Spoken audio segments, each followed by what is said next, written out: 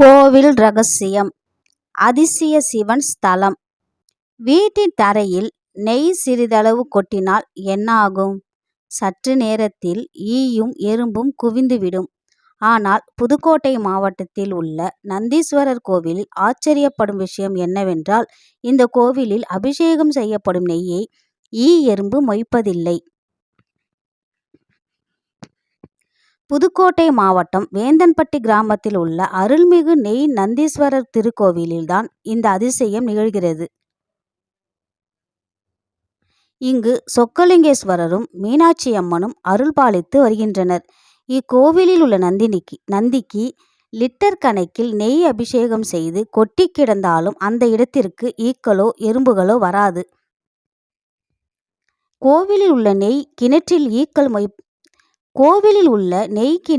ஈக்கள் மொய்ப்பதில்லை. அபிஷேக நெய்யை பிற உபயோகத்திற்காக இக்கோவிலில் பயன்படுத்துவதில்லை. அதை கோவில் வளாகத்தில் உள்ள ஒரு கிணற்றில் கொட்டி விடுகின்றனர். தற்போது இந்த கிணறு நெய் நிறைந்த நிலையில் இருக்கிறது. பொதுவாக நெய்யின் வாசனைக்கு எறும்பு போன்ற உயிர்கள் வரும். ஆனால் இங்கு இவை இன்று வரையிலும் வருவதில்லை. நந்தீஸ்வரரின் கொம்புகளுக்கு நடுவே ஒரு சக்கரம் உள்ளது. இது இயற்கையாகவே அமைந்த அமைப்பு. இதை வேறு எங்கும் காண இயலாது. நந்தீஸ்வரரின் மேல் பூசிய நெய்யில் ஈக்களோ எறும்புகளோ உட்காருவதில்லை.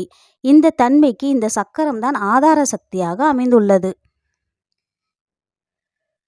இந்த பகுதியில் 90 வருடங்களாக வேப்பமரம் ஒன்று உள்ளது. இந்த வேப்ப மரத்தின் அடியில் நெய் நந்தீஸ்வரர் சுயம்புவாக தோன்றி உள்ளார்.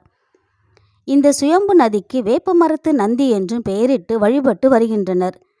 தம்பி நந்தி என பக்தர்கள் செல்ல பெயரிட்டு அழைக்கின்றனர். இவர் தஞ்சாவூர் நந்தீஸ்வரரின் தம்பியாக கருதப்படுகிறார்.